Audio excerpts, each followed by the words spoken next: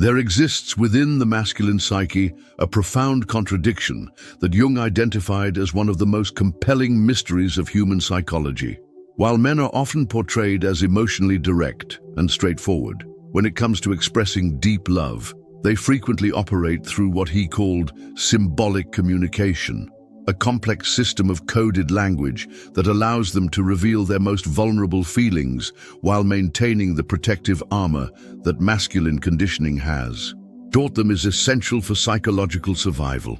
If you have ever wondered why the man in your life seems to speak in riddles when it comes to matters of the heart, or why his most profound declarations of love often come disguised as casual observations, you are witnessing this ancient masculine defense mechanism that simultaneously reveals and conceals the depth of his emotional attachment.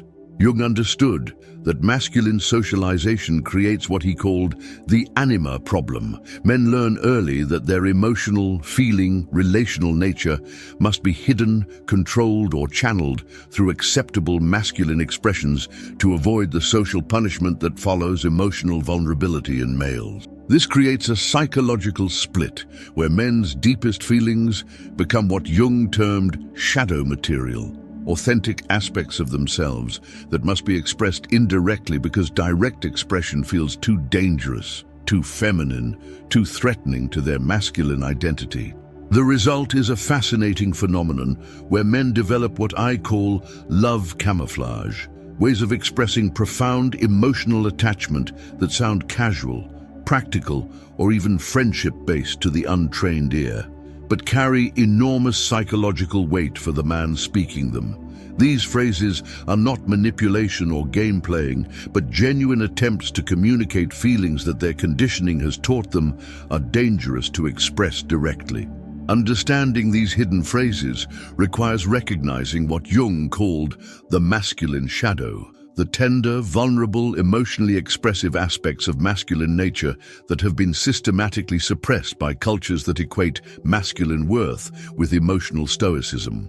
When men fall deeply in love, this shadow material begins to surface, but it emerges in disguised forms that allow them to test the waters of emotional intimacy without fully exposing themselves to the potential devastation of rejection or ridicule. The first hidden phrase that reveals secret love is perhaps the most common and the most misunderstood. "You're not like other women." While this may sound like a casual compliment or even a questionable generalization, Jung would recognize this as what he called Anima projection. The man is unconsciously recognizing that this particular woman has activated his inner feminine, his capacity for emotional depth and connection that he has spent his life protecting from exposure. What he's really saying is, "You make me feel things I've never felt before.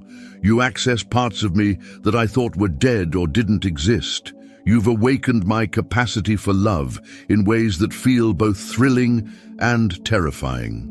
This phrase carries such psychological weight because it represents the man's recognition that his usual defensive strategies don't work with this woman, that his carefully constructed emotional armor becomes transparent in her presence, that she has somehow bypassed all his protective mechanisms and touched the authentic self he keeps hidden. For a man to admit that someone is different in this way is to acknowledge that they have fundamentally altered his internal landscape. The second hidden phrase is, "I've been thinking about what you said." This seemingly innocent statement represents what Jung would call psychological preoccupation. When a man finds himself continually returning to conversations with a particular woman, replaying her words, analyzing their meaning, integrating her perspectives into his own thinking. For men who are typically focused on external achievements and practical concerns, this internal focus on someone else's thoughts and opinions represents a profound shift in psychological orientation. What this phrase really communicates is, "You've become important enough to occupy my mental space even when you're not here. Your thoughts have become part of my internal dialogue. I'm processing my experiences through the lens of what you might think or say about them." done. This is a man's way of saying that the woman has become an internal presence in his psyche, which Jung would recognize as a sign of deep psychological attachment and the beginning of what he called the conjunctio, the psychological marriage that occurs when another person becomes integrated into our internal world. These phrases represent what Jung understood as the language of the unconscious, communications that bypass the rational mind and speak directly from the depths of emotional truth that the conscious mind is too defended to express directly. Understanding this hidden language requires recognizing that masculine psychology operates through layers of defense and protection that must be carefully navigated to reach the vulnerable heart that lies beneath. The third hidden phrase that reveals a man's secret love operates through what Jung identified as future projection, the unconscious tendency to imagine shared experiences, plan potential adventures, or discuss hypothetical scenarios that include the woman as a permanent fixture in his life. When a man begins saying things like, "We should go there sometime," or "You would love this place, I know," he is not making casual suggestions, but unconsciously testing the waters of long-term compatibility and revealing his desire for an extended future that includes her presence. Jung understood that this type of language represents what he called the transcendent function at work, the psychological mechanism that attempts to bridge the gap between present reality and desired future, between the man's current single status and his unconscious vision of partnership. For men who are typically focused on immediate goals and practical concerns, this shift toward future-oriented thinking that includes another person represents a fundamental change in psychological orientation. What makes this phrase particularly significant is that it reveals the man's unconscious assumption that the woman will want to share these future experiences with him, that she will still be available and interested in his company at some unspecified future time. This assumption indicates that he has mentally moved beyond casual dating or friendship into the realm of what Jung called psychological marriage, the internal conviction that this person belongs in his life permanently. The fourth hidden phrase emerges from what Jung recognized as the shadow of masculine vulnerability. I don't usually talk about this, but this phrase represents perhaps the most significant indicator of secret love because it signals the man's willingness to risk what he fears most: emotional exposure.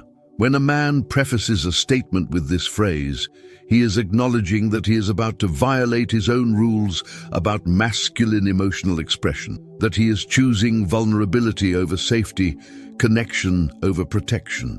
Jung understood that for men, the decision to reveal normally hidden aspects of themselves represents what he called individuation through relationship, the process by which the presence of another person becomes so psychologically significant that it motivates the integration of previously rejected aspects of the self. The man is not just sharing information, he is sharing parts of himself that he typically keeps locked away from the world. This phrase often precedes revelations about fears, dreams, childhood experiences, family dynamics, or personal struggles that the man has never discussed with anyone else. The psychological weight of this communication cannot be overstated. It represents the man's unconscious recognition that this woman has become important enough to risk the ultimate masculine terror, being seen as weak, needy, or emotionally unstable. The fifth, and perhaps most revealing hidden phrase is, "You make me want to be a better man." While this might sound like a line from a romantic movie, Jung would recognize this as representing what he called the Anima projection of the highest order. The man is unconsciously recognizing that this woman has activated his connection to what he called the self, the transcendent center of personality that represents his highest potential for growth and development. This phrase reveals that the woman has become what Jung called a carrier of the Anima projection, She represents not just herself, but his own unlived potential, his capacity for growth, his connection to the aspects of himself that he admires but has not yet developed. She has become a mirror for his own possibility for transformation and evolution. When a man says this phrase, he is unconsciously acknowledging that love has activated his individuation process, his journey toward becoming his most authentic and complete self. He is recognizing that her presence in his life has become a catalyst for personal growth that he wants to pursue, not just for himself, but for the sake of being worthy of her love and presence. Jung understood that this type of statement represents the highest form of psychological compliment a man can offer. He is saying that she has become important enough to motivate his own transformation, that his love for her has awakened his love for his own highest potential, that she has become the external representation of his internal drive toward wholeness and authenticity. To fully understand why men communicate love through these hidden phrases rather than direct declaration, we must examine what Jung identified as the psychological armor that masculine conditioning creates around the vulnerable heart. This armor is not consciously chosen, but unconsciously constructed through years of socialization that teaches boys that emotional expression equals weakness, that vulnerability invites attack, that love makes them targets for the very rejection and abandonment they most fear. The hidden phrases represent what Jung called compromise formations, ways of expressing authentic feeling while maintaining protective distance. Jung recognized that masculine psychology operates through what he called the heroic ego structure, a psychological organization that emphasizes strength, independence, achievement, and emotional control as essential components of masculine identity. This structure serves important functions in terms of goal achievement and external success, but it creates what Jung identified as the problem of emotional integration. Men learn to excel at doing but struggle with being, master external challenges, but remain mysteries to themselves emotionally. This heroic structure creates what I call love anxiety. When men fall deeply in love, they experience it not just as emotional fulfillment, but as psychological threat. Love requires surrender, vulnerability, emotional dependence, and the admission of need, all of which directly contradict the masculine programming that has taught them these qualities are dangerous to their survival and success. The hidden phrases allow them to express love while maintaining the illusion of emotional control. The psychological armor manifests through what Jung called reaction formation. Men learn to express love through its apparent opposite. Instead of saying, "I need you," they say, "You're so independent." Instead of, "I'm afraid of losing you," they say, "You could probably do better than me." Instead of, "I love you desperately," they say, "You're pretty cool." These inversions allow them to communicate genuine feeling while maintaining plausible deniability if the vulnerability is not reciprocated. Jung also identified what he called the projection defense. When men cannot acknowledge their own emotional needs, they project them onto the woman and then position themselves as meeting her projected needs. This creates statements like, "You seem like you could use someone to take care of you," when what they really mean is, "I need someone to care for," or "You look like you need someone to make you laugh," when they mean, "I need someone who appreciates my humor." Or the hidden phrases allow them to express their own needs while appearing to focus on hers. Another crucial defense mechanism is what Jung called intellectual sublimation, the tendency to transform emotional truth into philosophical or practical observations. A man might say, "It's interesting how compatible we are," instead of, "I think we're meant to be together." Or, "You have a calming effect on people," instead of, "You make me feel peaceful in ways I've never experienced." The intellectual framing provides emotional distance, while still communicating the underlying truth. The timing of these hidden phrases is also psychologically significant. Jung observed that men often express the deepest feelings when they feel safest, in moments of physical intimacy. during shared activities that don't require direct eye contact, or in situations where the woman cannot see their facial expressions clearly. The darkness of a car at night, the distraction of a shared task, or the aftermath of physical closeness provide the psychological cover that allows authentic expression without full exposure. Jung understood that these defense mechanisms are not character flaws, but adaptive strategies developed in response to a culture that punishes masculine emotional expression. The man who learns to hide his feelings is not being deceptive, but protective. He has learned through experience that emotional vulnerability can lead to rejection, ridicule, or exploitation of his feelings by others who have not learned to handle masculine tenderness with appropriate care.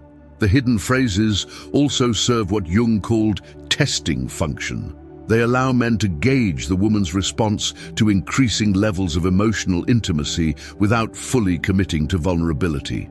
Each phrase represents a step closer to direct emotional expression, and the woman's response determines whether the man feels safe to move closer to authentic declaration or needs to retreat behind more substantial defenses.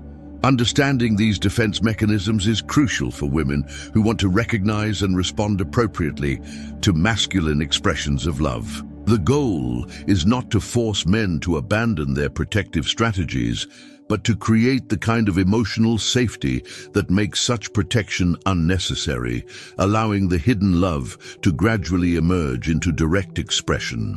What makes these hidden phrases particularly significant from a Jungian perspective is that they represent moments when what Jung called the anima, the feminine aspect of the masculine psyche, breaks through the carefully constructed barriers of masculine conditioning and expresses itself in relationship.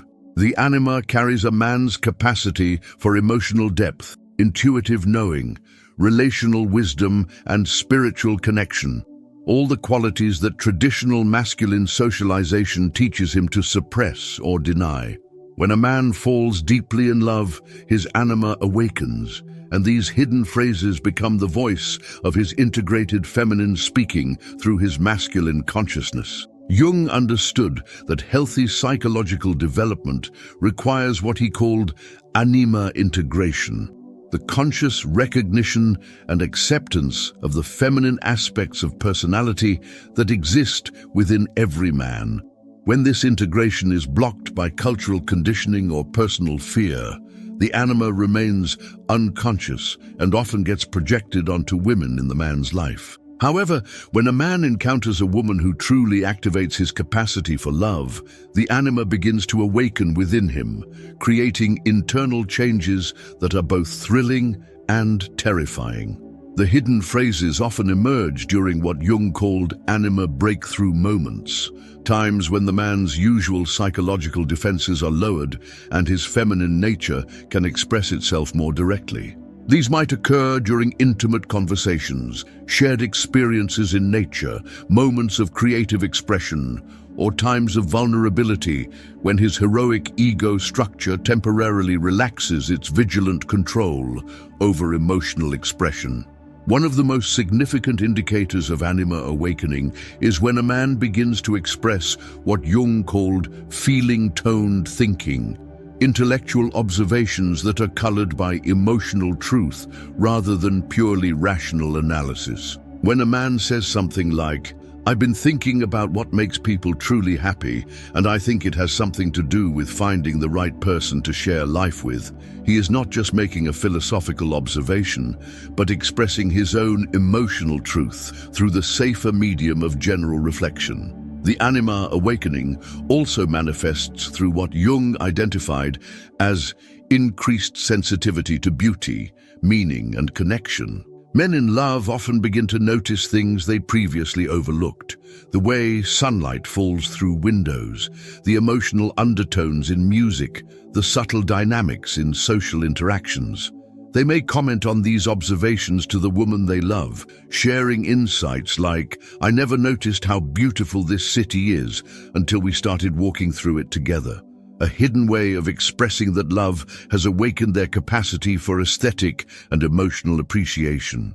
Jung recognized that the anima carries what he called the religious function, the capacity for spiritual experience and connection to transcendent meaning. Men whose anima has been awakened by love often find themselves making statements about destiny, meaning, or spiritual connection that would have seemed foreign to them before.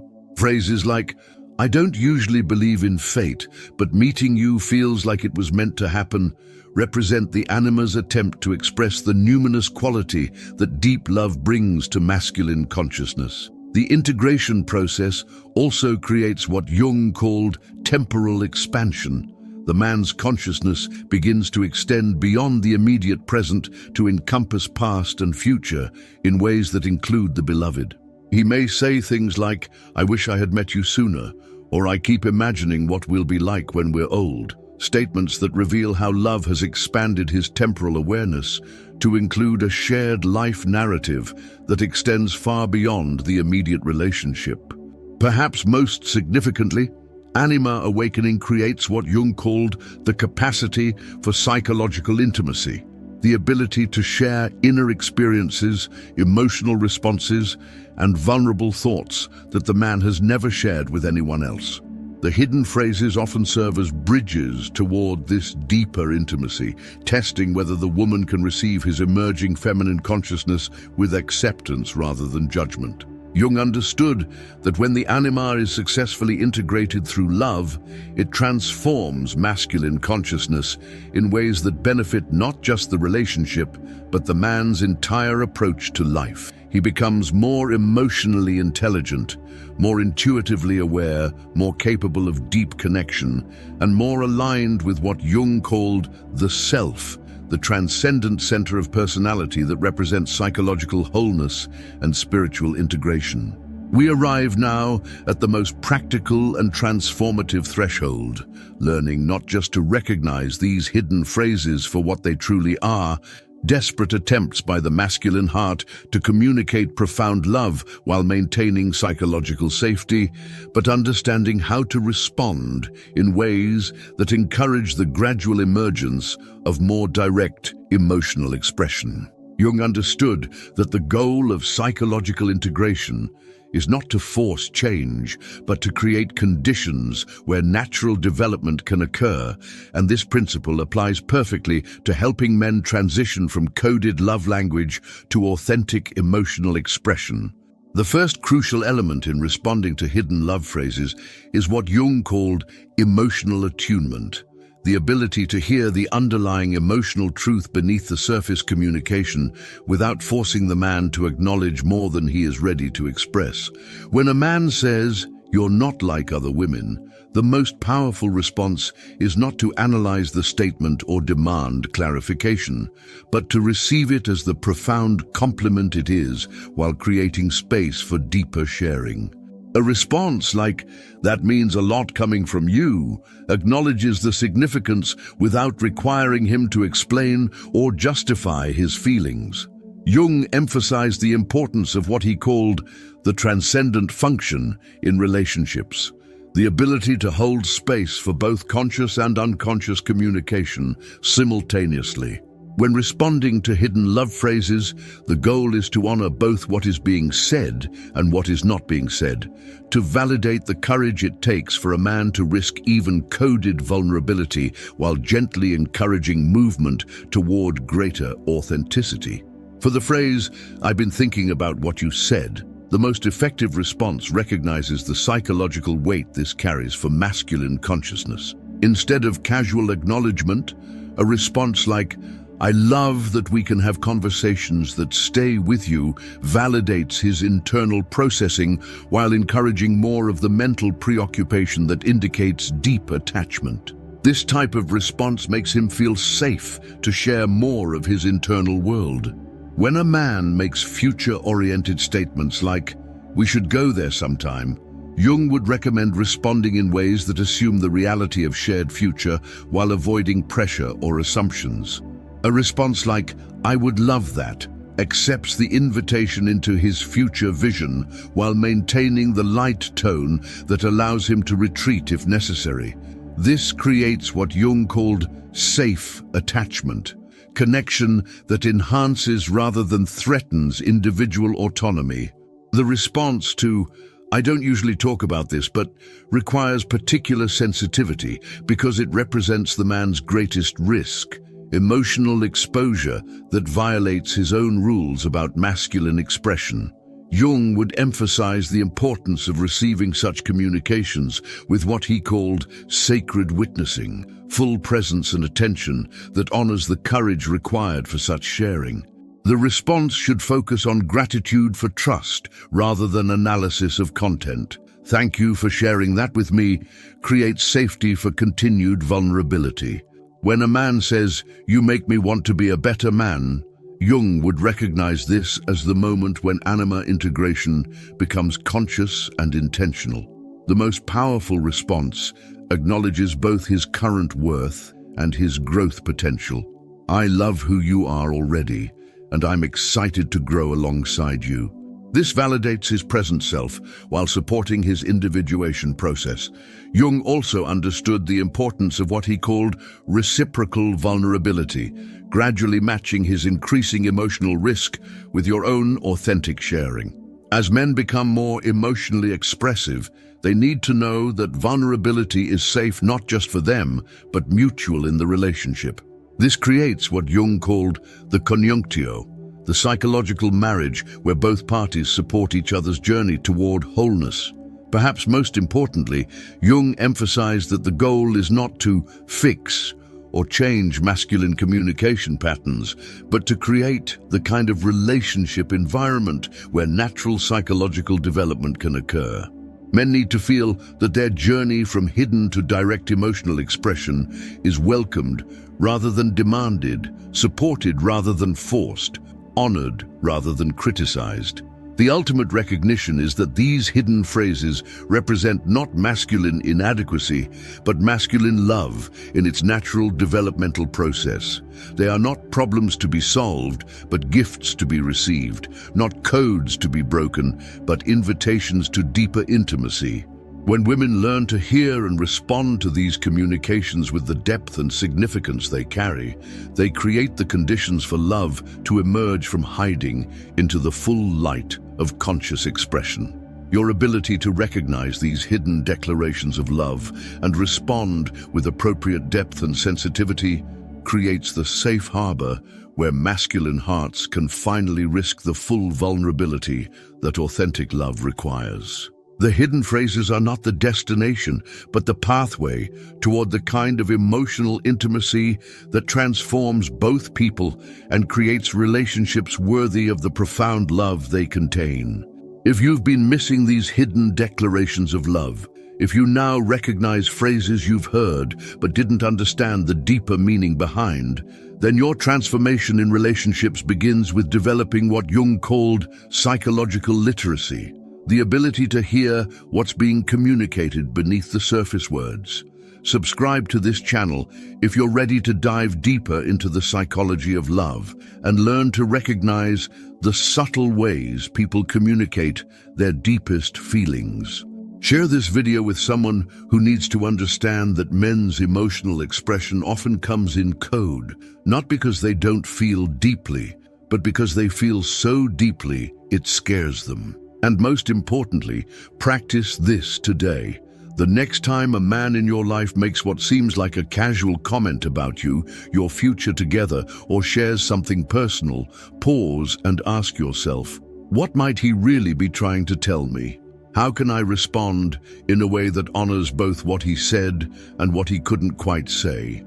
These hidden phrases are gifts, invitations into deeper intimacy disguised as casual conversation. When you learn to receive them with the weight they carry, you create space for love to emerge from hiding into authentic expression.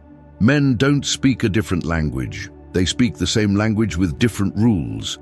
Understanding those rules transforms everything about how you hear and respond to masculine love.